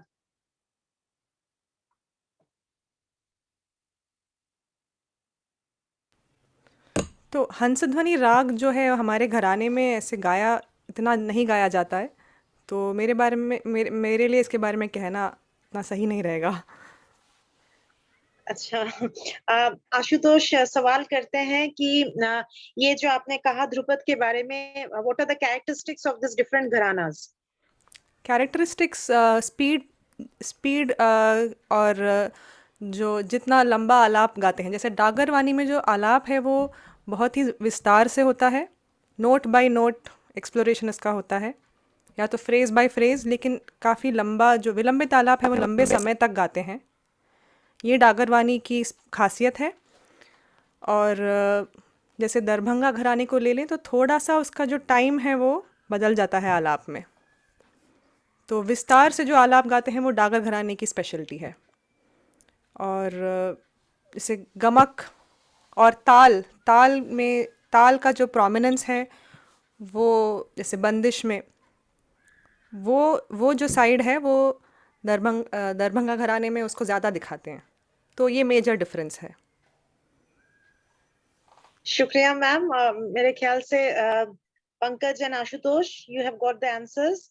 And madam, यहाँ पे iyeranjana01@gmail.com दिया हुआ है, तो आप लोग अपना फर्दर जिज्ञासा जो है यहाँ पे लिख के मैम को बता सकती हैं।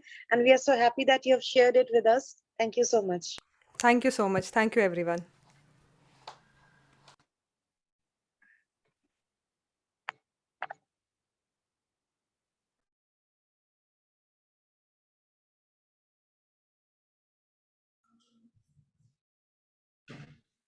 We are done with the questions.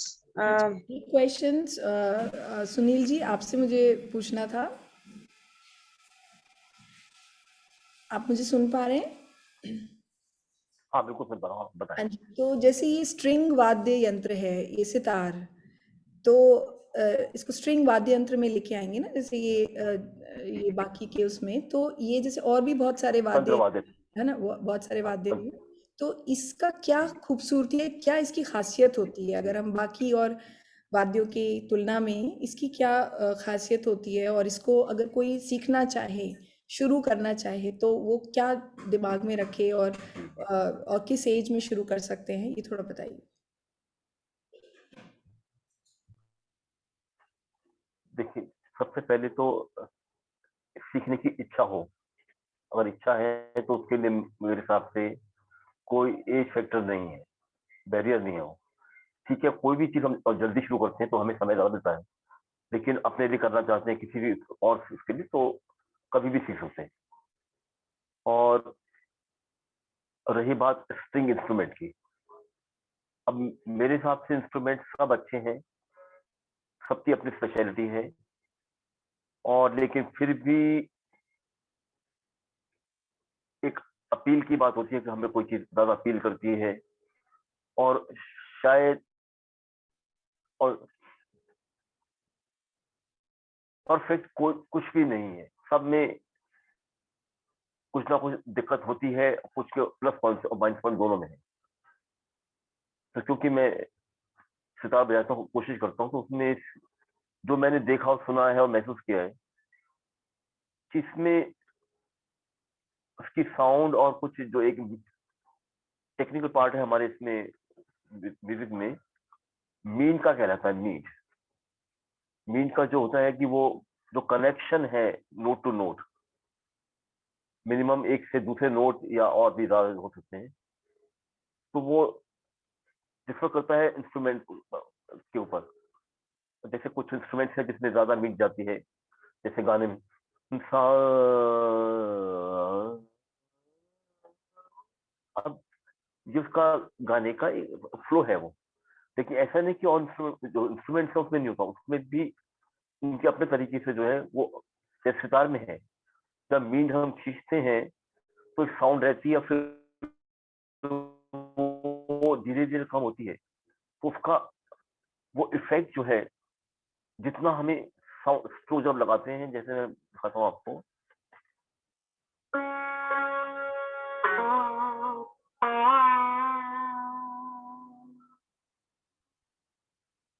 अब वो साउंड धीरे धीरे कम हो रही है, और लेकिन फिर वो अपने डेस्टिनेशन तक पहुंचने की कोशिश कर रही है, और तो हमारी साधना वही है कि उसको वहां तक लेके जाए, बावजूद इसके कि वहां पे वो साउंड खत्म हो रही है, लेकिन आपको वो पूरा जो उसकी सेंस है, जो मतलब है, वो आपको पता लग जाता है, और एक उसको फीलिंग अलग सी होती है। तो ये इंस्ट्रूमेंट की खूबी बहुत कई तरह की इसमें है, और जैसे आलाप का पार्ट है, तैयारी का पार्ट है, तबले के साथ है, झाला है, ये चीजें इसमें सारी जो हैं लोगों को अट्रैक्ट करती हैं, इंडिया में भी और फॉरेन में भी। और जो लोग कर रहे हैं, तो मुझे देख के बड़ी खुशी होती है कि कुछ लोग तो इतना अच्छा समझते हैं हमारे क्लासिकल को, म्यूजिक को, और कि मैं तो खुद सीख रहा हूँ, मैं सीखता रहता हूँ, हमेशा सीखना चाहता हूँ। छोटे छोटे बच्चों को, बड़ों को, जो भी हम मैं शेयर करना चाहता हूँ उसको, तो उनको बच्चों को देख के और उनके पेरेंट्स को, और एक्चुअली ये टीम वर्क है पूरा। जैसे हमारी बॉडी है, एक ही चीज काम नहीं करती, और कोई चीज एक चीज की कम काम कर पाती है, तो वो सारा सपोर्ट सिस्टम जो है बॉडी का, कोई बताता नहीं है वो, लेकिन वो चलता रहता है। तो ऐसी इसमें है कि मैं तो बच्चों को देख के इतनी हैरानी मुझे होती है कि कैसे उनको इतना डेडिकेशन है। जैसे मीन सितार में थोड़ा सा बाद में शुरू करते हैं, लेकिन मैं एक स्कूल में सिखाने की कोशिश वहां जाता हूँ मैं, तो वहाँ बच्चे जो है, जब मैं कुछ करता हूँ तो वो करने की कोशिश करते हैं खुद ही, जबकि वो डिफिकल्ट पार्ट है, लेकिन वो बड़ी आसानी से कई दफा कर देते हैं, और तो खैर हमेशा करते रहना पड़ता है। और तो ये इंस्ट्रूमेंट की इसकी खूबी है। और शायद मेरा सवाल कंप्लीट हुआ, थोड़ा लंबा जवाब दिया मैंने।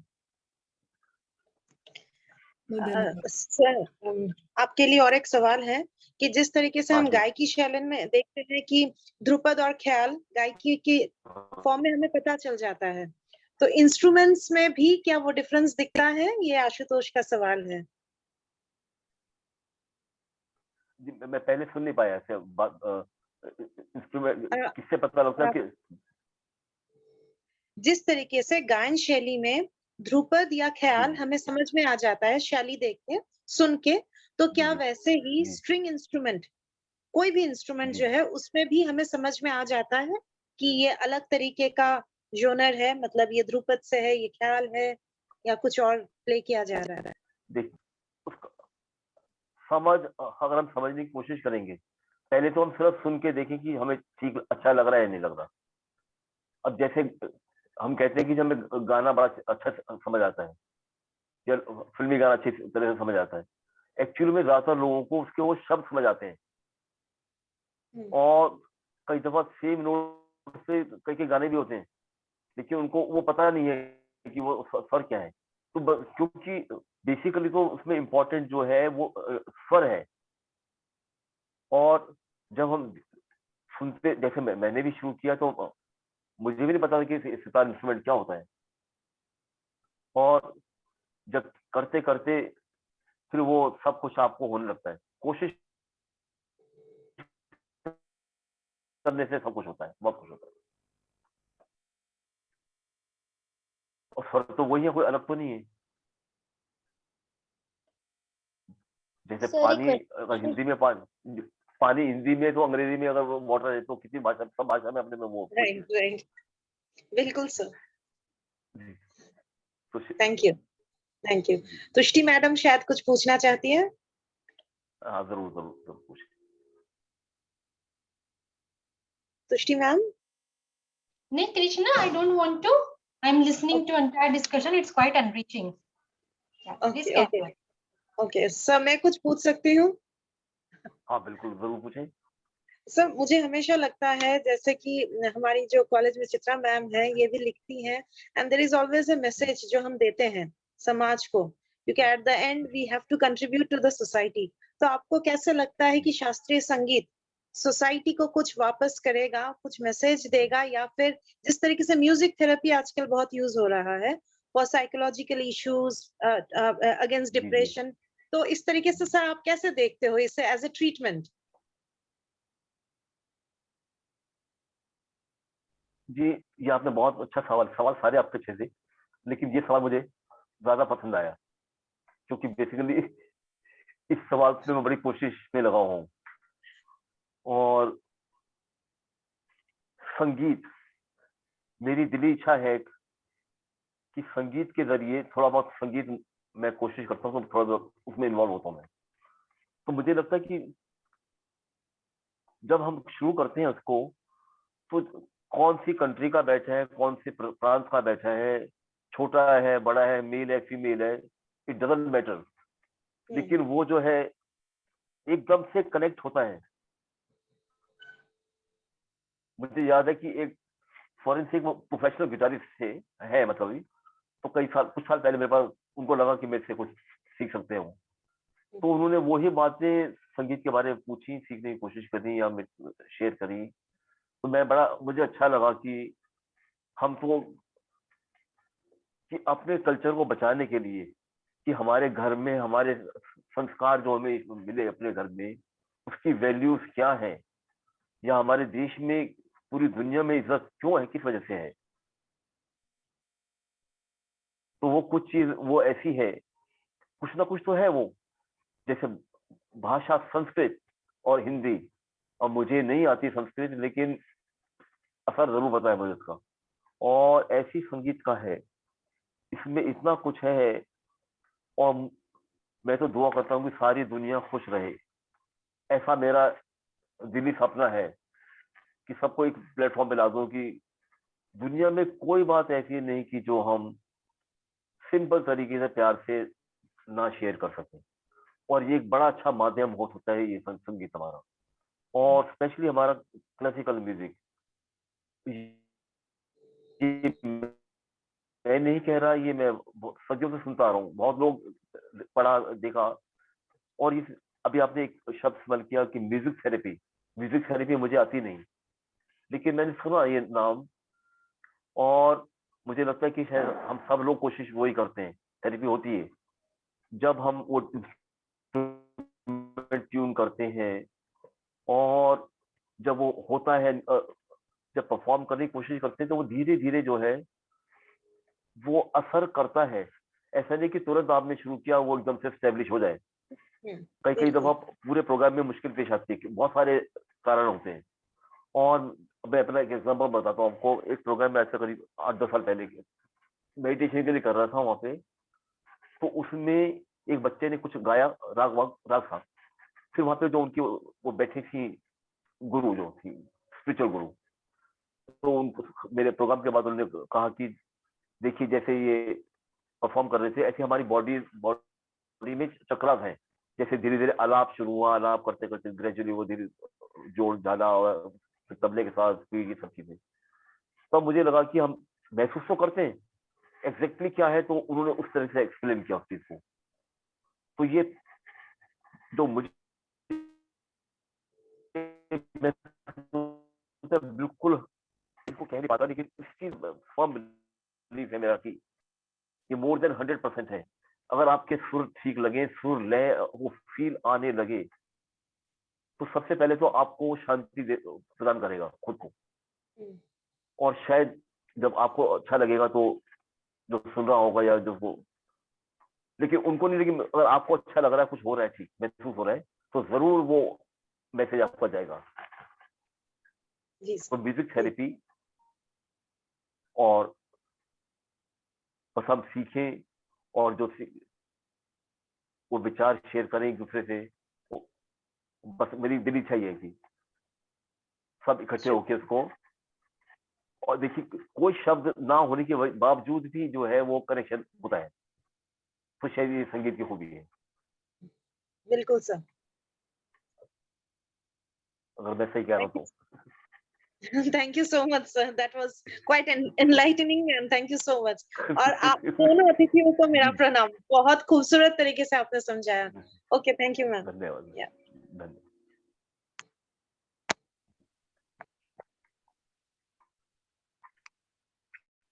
बहुत ही उम्दा, बहुत ही ज्यादा उम्दा प्रदर्शन।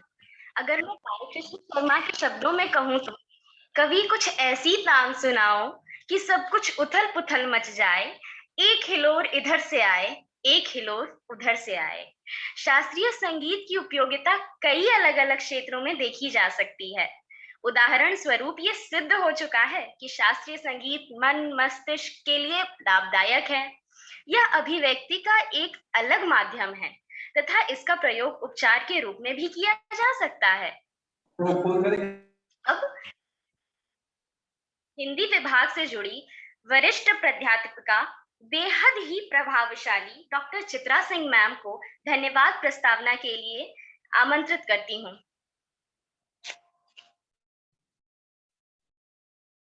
सबको मेरा नमस्कार। सबसे पहले तो मैं जो गुणी कलाकार हमारे आए हैं हमारे बीच, अंजना अय्यर जी और सुनील कांत जी, उन सबका मैं अभिनंदन करना चाहती हूँ अपने पूरे कल्चरल कमिटी की तरफ से और कॉलेज की तरफ से। आपने जो समय हमें दिया वो बड़ा अनमोल था और ये मैंने चंद पंक्तियां मैं लिखती भी हूँ और मेरी कोशिश हमेशा रहती है कि जिस समय मुझे जो महसूस हो मैं उसे लिखूं। आज का जो अभी कार्यक्रम हुआ मैं उसके लिए पहले चंद शब्द कहना चाहूंगी, उसके बाद मैं आगे बोलूंगी। सुर संगम सुरों का मेला, सुर संगम सुरों का मेला, हृदय स्पंदन स्नेह का दिया, हृदय स्पंदन स्नेह का दिया, स्वर और लय से झूम उठा मन, स्वर और लय से झूम उठा मन, चेतना में फैला उजियारा, चेतना में फैला उजियारा। तो ये मेरी अनुभूति थी इस कार्यक्रम को लेके। काफी दिनों बाद ऐसा प्रोग्राम मैं अटेंड कर रही हूँ, तो बहुत अच्छा लग रहा है। और ये सबसे अंत में धन्यवाद करना होता है, वो बड़ा कठिन होता है। तो सबसे पहले मैं प्राचार्य हमारे दुबे जी हैं, उनका धन्यवाद करना चाहूंगी कि उन्होंने इस आयोजन के लिए अनुमति दी और वो खुद भी इसमें शामिल हुए। उससे काफी मनोबल बढ़ता है और बहुत अच्छा लगा। और मैं अपनी जो कन्वीनर है उसको जरूर मैं उसका तो धन्यवाद जरूर करूंगी मैं, क्योंकि इस तरह के कार्यक्रम की कल्पना वो अक्सर किया करती है और ये इसकी खासियत है। और मैं हमेशा ही उसकी प्रशंसा करती हूँ और आज मैं उसकी इसके लिए साधुवाद उसको देना चाहूंगी जो इतना अच्छा कार्यक्रम उसने आयोजित किया, क्योंकि इस कार्यक्रम से जो हमारी नई पीढ़ी है वो हमारे भारतीय जो शास्त्रीय संगीत है उससे जुड़ते हैं। आज संगीत एक ऐसी चीज है जिससे सब जुड़े हुए हैं, चाहे वो पाश्चात्य संगीत हो, चाहे वो भारतीय संस्कृति से जुड़ी हुई जो संगीत है, प्राचीन हमारी शास्त्रीय संगीत है, कोई भी संगीत हो वो हमारे हृदय को छू के जाती है। और दुबे जी ने शुरुआत में ही एक बात कही थी कि हमारी जो परिवर्तन के साथ साथ भारतीय संगीत कहीं भारतीय लोगों के लिए पीछे रह रही है और पाश्चात्य की जो वो शोर वाली संगीत है वो आगे आ रही है। बट विश्व में आज भी, लेकिन विश्व में आज भी भारतीय संगीत की उतनी कदर है और हम लोग भी वापस उस ओर जा रहे हैं। इस कोरोना काल में मैंने महसूस किया, क्योंकि मेरे पति डॉक्टर हैं और हमारे काफी लोग डॉक्टर हैं, और उस समय संगीत का जो इस लॉकडाउन के समय महत्व था वो लोगों ने समझा, और खास तौर से भारतीय जो हमारी शास्त्रीय संगीत है उसकी जो मिठास है वो जो हमारे हृदय को छू के जाता है। अभी जो प्रोग्राम था, होता क्या है कि जब बच्चों को क ख ग से शुरू करना चाहिए, मैं एक चीज मानती हूँ कि जैसे हम शास्त्रीय संगीत या कोई भी पढ़ाई पढ़ते हैं वैसे ही हमें अपनी आने वाली पीढ़ी के अंदर संगीत सुनने की जो कैपेबिलिटी है कहें, या क्षमता है या योग्यता है, उसको भी हमें उन्हें देना चाहिए, उसके लिए भी हमें तैयार करना चाहिए। क्योंकि अगर हम बचपन से उसके अंदर ये संस्कार डालते हैं, सुनना भी एक कला है और वो अगर हम शुरू से डालेंगे तो वो उससे जुड़े रहेंगे। क्योंकि मेरे टाइम पे मुझे याद है कि हमारे लिए मस्ट था शास्त्रीय संगीत सुनना या सीखना बचपन में। दिल्ली आने के बाद मैंने देखा नई पीढ़ी अब वो आधुनिक संगीत की ओर भागते हैं और बचपन में लोग दूसरी दूसरी तरह की एक्टिविटीज करते हैं। अभी भी बिहार में और बंगाल में ये परंपरा है कि बचपन में बच्चों को संगीत की शिक्षा जरूर दी जाती है। मैंने भी प्राप्त किया, भले उसको लेके मैं आगे नहीं बढ़ी, इसीलिए इसकी पकड़ और इसकी समझ है मेरे अंदर, और इसलिए मैंने सवाल भी किया था मैम से। और आज का जो कार्यक्रम था वो मुझे लगता है जो मेरे युवा बच्चे हैं वो उससे जुड़ेंगे। किस तरह से उनको ये पता चला, जो फिल्मी गाने जो वो सुनते हैं उसके पीछे जो सोर्स है वो भारतीय संगीत ही है। जैसे जितने भी ठाट है, राग हैं, उसी से ये आधुनिक संगीत भी तैयार होता है, बनता है। तो मैं सही में आप दोनों की बहुत ज्यादा आभार व्यक्त करना चाहूंगी आप दोनों के प्रति कि आपने बिल्कुल बेसिक्स बताया मेरे स्टूडेंट्स को, क्योंकि आजकल ये बेसिक्स बच्चों को नहीं पता होती है और कोई बताता भी नहीं है। प्रोग्राम्स होते हैं, बच्चों ने सुना, first prize, second prize, third prize, यही टीवी पे भी देखते हैं, कॉलेजों में भी होता है। तो ये जो बेसिक है ये जोड़ती है। तो आज का कार्यक्रम सार्थक मानती हूँ कि बच्चों ने वैसे सवाल किए घराना के बारे में, सरगम के बारे में, सुरों के बारे में, जो हमारे स्टूडेंट जो है उसके बारे में, वाद्य यंत्र है उसके बारे में, उसको कैसे सीखें और वो कैसे छू के जाता है। और बिल्कुल ये ऐसा था, मैं थैंक्स देती हूँ इस कंप्यूटर को भी कि ऐसा ही महसूस हो रहा है जैसे हम लोग गुरु के साथ बैठ के सुन रहे हैं। तो वो जो फीलिंग है वो बहुत अच्छी थी। धन्यवाद ऑर्गेनाइजर्स को, और आप दोनों का मैं बार-बार इसलिए धन्यवाद कर रही हूँ क्योंकि बहुत अच्छा लगा। आके आप गा के भी चले जाते, लेकिन आपने जैसे छोटी-छोटी बातें बताई और हमारे बच्चे उससे जुड़े, उसके लिए आप लोग सही में धन्यवाद के पात्र हैं। उसके अलावे मैं कृष्णा और हमारे जो बच्चे हैं, तृष्णा जी हैं और जितने भी हमारे टीचर्स हैं जो इससे जुड़े हैं, तारा जी हैं और दिलजीत जी हैं, और उन सब का मैं शुक्रिया अदा करना चाहूंगी।